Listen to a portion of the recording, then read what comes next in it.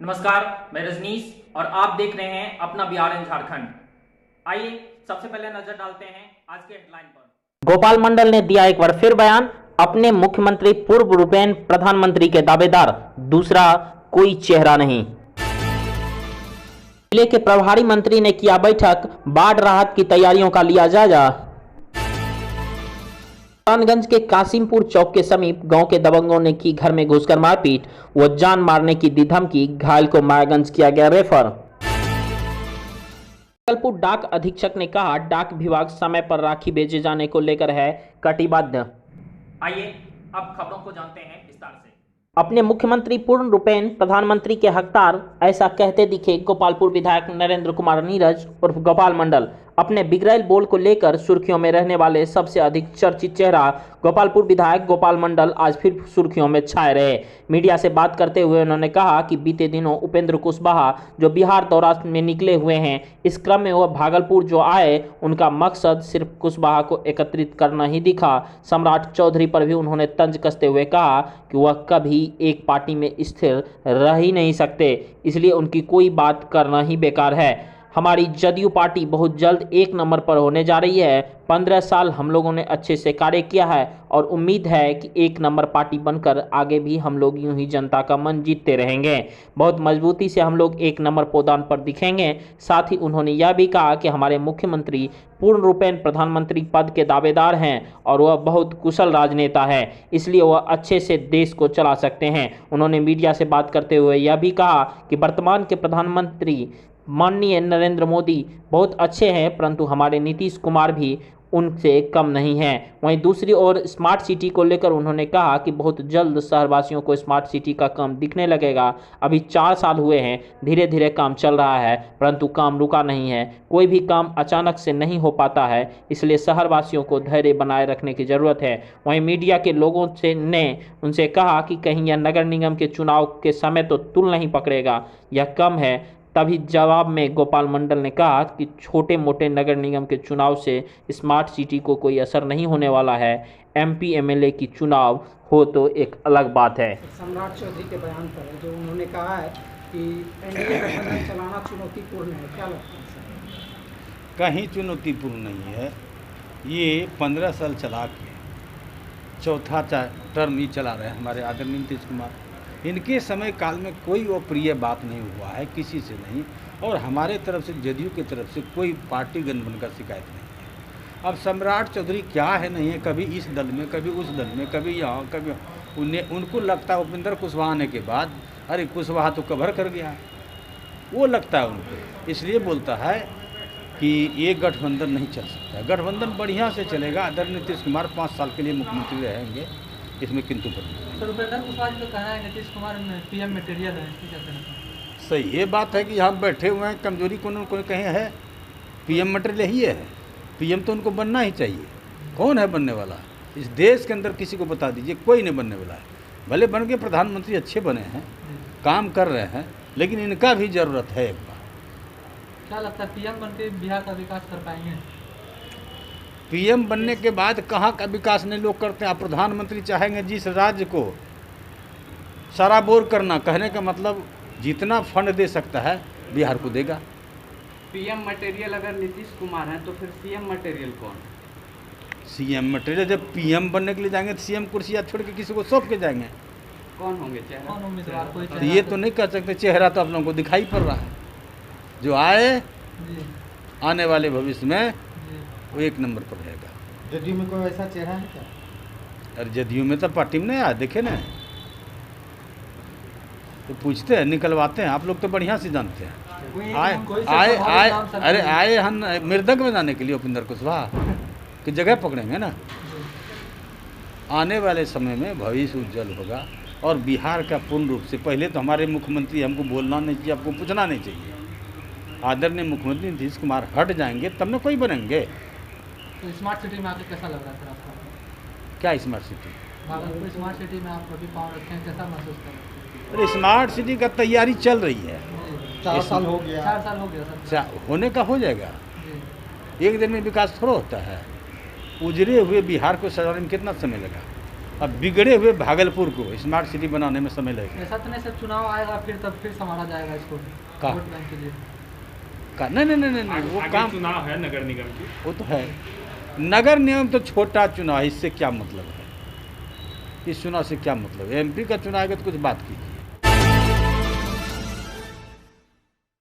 अनुश्रवण समिति सह निगरानी समिति की बैठक में भाग लेने भागलपुर के प्रभारी मंत्री व बिहार सरकार के राजस्व एवं भूमि सुधार विभाग के मंत्री रामसूरत राय समाहरणालय परिसर स्थित समीक्षा भवन पहुंचे। मंत्री की अध्यक्षता में आयोजित बैठक के दौरान जिलाधिकारी सुब्रत कुमार सेन, गोपालपुर विधायक गोपाल मंडल सहित जिले के सभी अधिकारी मौजूद थे। इस दौरान बाढ़ से बचाव को लेकर की जा रही तैयारियों पर चर्चा की गई और प्रभारी मंत्री रामसूरत राय ने कई दिशा निर्देश अधिकारियों को दिया। बैठक के बाद राजस्व एवं भूमि सुधार विभाग के मंत्री ने कहा कि पहली बार अनुश्रवण समिति की बैठक में भाग लेने भागलपुर आए हैं। बैठक के दौरान बाढ़ से बचाव को लेकर किए जा रहे तैयारियों पर चर्चा की गई और अधिकारियों को बचाव को लेकर हमेशा तैयार रहने की बात कही। मंत्री ने कहा कि भागलपुर जिले के 16 में से 15 प्रखंड बाढ़ प्रभावित है, इसलिए प्रशासन को मुस्तैद रहने की हिदायत दी है। वहीं मंत्री द्वारा अब तक भागलपुर जिले के कटाव प्रभावित क्षेत्र खड़ीक प्रखंड के चोरहर में कटाव पीड़ित लोगों को खाने के लाले पड़ने की सूचना मिलने पर तुरंत ही जिलाधिकारी सुब्रत कुमार सेन को प्रभावित इलाके में सामुदायिक रसोई चलाए जाने का निर्देश भी दिया। साथ ही प्रभारी मंत्री ने आपदा प्रभावित लोगों को जल्द से जल्द सहयोग राशि दी जाने की भी बात कही। आज अनुश्रवण समिति सह निगरानी समिति की बैठक हुई।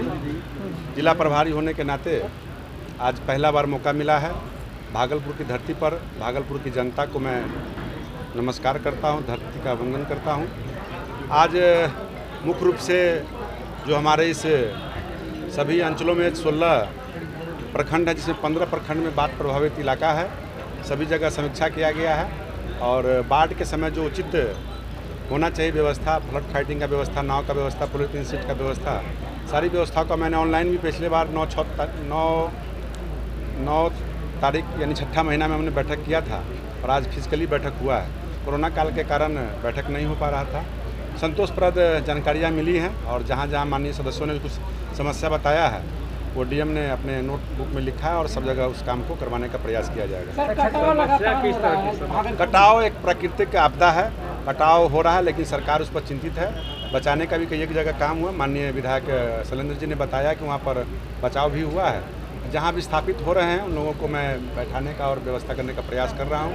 उनको जो समुचित व्यवस्था हो सके मैं तैयारी करवाऊँगा। जिनका घर कट चुका है उनको भोजन नहीं पहुँच रहा सर, ये सच्चाई नहीं, ऐसी जानकारी अगर आ गई है, अगर ऐसी कोई विडम्बना है कि जो भाई कटाव हो गया, भोजन नहीं मिल रहा, इमीडिएट मैं अभी आदेश देता हूँ डीएम को। जगह का नाम बताइए। खड़ीक चौराहा। अच्छा ठीक, अभी बोलते हैं डीएम साहब, इधर आ जाइए। मिर्चार चौराहा में कटाव हुआ है, वहाँ पर भोजन का व्यवस्था नहीं हो रहा है। वहाँ सामूहिक किचन चला के उसका भोजन व्यवस्था करवा दीजिए। कितने घर हैं? 130 घर हैं। मैंने कह दिया चालू हो जाएगा। और क्या निर्देश दिया गया? अभी तो पहली बार आया हूँ और कल बता दूँ, कल हमारा प्रमंडलीय बैठक अपना विभाग का है, राजस्व भूमि सुधार विभाग का है। तो कल सुबह 11 से लेकर 4 बजे तक बैठक वो अलग चलेगा और आज पहले बैठक है, गेट टुगेदर हुआ, लोगों से जान पहचान हुआ।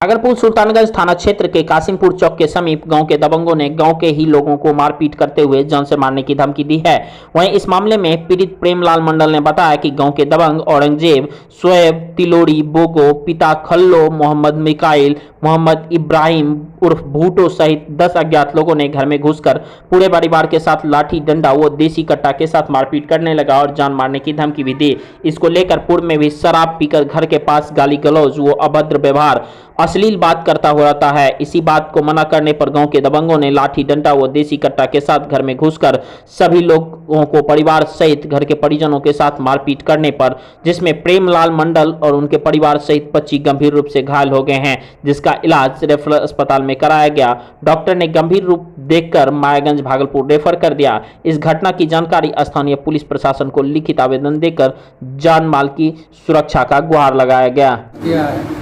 कौन मारपीट किया है? कासिमपुर का है, शोएब है, औरंगजेब है, बोगा है, तिलोड़ी है और 15-20 अज्ञात में है। किस बात पे मारपीट हुआ है? मारपीट ऐसे नंगागरी करता था, दारू दारू दिखे उल्टा सीधा बकता था घर पे। इस कारण समझाया गया गार्जियन को समझाने के बाद नहीं माना और 4 दिन पहले समझाए थे। समझाने के बाद जो है 1 तारीख को उसने सफ़र के आया और हम लोग तो सफरे हुए नहीं थे, हम तो जानते नहीं थे। उसके अलावा वो एक बार आया और घर पे हमला कर दिया। कौन आया? वही शोएब और औरंगजेब, बोंगा, तिलौड़ी, 4 को पहले आया। 4 को जब भिड़ गया मारपीट करने के लिए, उधर से 15-20 ठो आया। दौड़ करके आया तो हमने तो सबने अपराध कर दिया। देसी कट्टा इतना बड़ा था, उससे जो है इस पर मारा, मेरा सर फट गया। सर फटने के बाद हम चढ़ा गिर गया। वो सोचा कि मर गया, उसके बाद भाई बहन के अनूठे प्यार पर आधारित त्योहार रक्षाबंधन पर बहनों द्वारा अपने भाई को रक्षा सूत्र यानी राखी भेजे जाने को लेकर भागलपुर डाक विभाग ने पहल की है। प्रधान डाकघर के डाक अधीक्षक आरपी प्रसाद ने प्रेस कॉन्फ्रेंस कर बताया कि सभी बहनों के द्वारा अपने भाई को भेजे जाने वाले राखी को डाक विभाग के द्वारा पूरे विश्व के 99 देश के साथ भारत के सभी राज्यों में समय पर पहुंचाने को लेकर कटिबद्ध है। इसको लेकर डाक अधीक्षक ने कहा कि यदि भागलपुर से पूरे देश के किसी भी कोने में राखी पहुंचाना है तो 16 अगस्त तक सभी बहन पोस्ट ऑफिस आकर अपनी राखी भेज दें, जबकि बिहार के किसी कोने में भेजने के लिए 27 अगस्त और भागलपुर जिले में कहीं भी राखी पहुंचाने के लिए अंतिम तिथि 20 अगस्त निर्धारित की गई है। साथ ही डाक अधीक्षक की सभी महिला युवतियों से डाक विभाग के द्वारा मिलने वाले लिफाफे से ही राखी भेजे जाने की बात कही। मकसद यही था कि यह सावन का महीना है, तो इसमें हम लोग मुख्य रूप से 2 काम कर रहे हैं। एक तो कि गंगाजल हम लोग सेल कर रहे हैं और दूसरा राखी मेल का बुकिंग और डिलीवरी कर रहे हैं। तो उसके लिए हम लोग सुनिश्चित करने के लिए कि समय पर लोगों को राखी मिले, इसके लिए हम लोग एक कट ऑफ टाइम बनाए हैं। वह कट ऑफ टाइम है कि अगर बिहार के अलावा दूसरे अगर जगह भेजना है देश के दूसरे कोने में तो 16 तक बुक करा लें लोग। दूसरा है कि यदि बिहार में भागलपुर के अलावा अगर कहीं भेजना है तो 17 तक बुक करा लें, और यदि लोकल का है तो 20 तक बुक करेंगे तो हम लोग निश्चित समय पर डिलीवरी कर देंगे। मतलब कि 22 तारीख को रक्षाबंधन है, 22 तारीख तक उनको ज़रूर मिल जाएगा। हम लोग स्पेशल अरेंजमेंट कर रहे हैं, 22 तारीख को भी राखी को वितरण करेंगे। लेकिन उसके बाद भी अगर बुकिंग के लिए लोग आता है तो हम लोग उनका बुकिंग को नहीं रोकेंगे, लेकिन उनकी वितरण की गारंटी 100% नहीं रहेगी। तो यह चीज़ है, समय पर नहीं रहेगी। दूसरा चीज़ है कि हम लोग का राखी इन्वेलप है, तो ये राखी इन्वेलप 10 रुपया में मिलता है। वाटर प्रूफ राखी इन्वेलप है। तो लोगों से यह भी आग्रह है कि यहाँ काउंटर पर आएँ और डाकघर का राखी इन्वेलप है उसको खरीद करके राखी भेजें। तीसरा चीज़ एक है और एक रिक्वेस्ट है यहाँ के लोगों से कि या भाई बहन अति बहनों से कि जब राखी भेजें तो इसमें कोई भी चीज़ जैसे कि पैसा या कोई फूड चीज़ का कोई सामग्री है जैसे प्रसाद वगैरह, कृपया वो लोग इसमें नहीं डालें। उससे बहुत तरह की क्षति होती है और पैसा तो भेजना ही नहीं है। Thanks for watching this video. Do like, subscribe and share.